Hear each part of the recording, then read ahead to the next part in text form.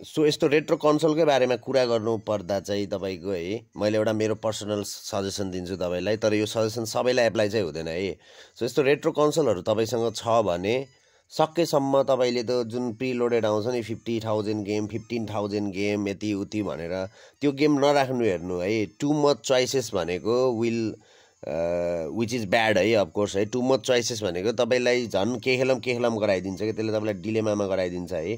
So best भनेको के गर्ने त तपाईँको भन्दा थोरै गेम एभ्री कन्सोल जुन कन्सोल तपाईँ खेल्नुहुन्छ त्यसको 5-7वटा फेभरेट गेम मात्रै हाल्नु के। अल्दो मेरो यसमा पनि लोडेड छ गेम, यसमा पनि लोडेड छ है, सब यहाँ तपाईँले देखेको सबमा लोडेड छ है, हेर्न सक्नुहुन्छ। यहाँ खेलेरै नभए नि गेम सबै कहिले चुज गर्ने, मेरो खेलेर भन्दामा चुज गरेर टाइम वेस्ट भइरहेको हुन्छ।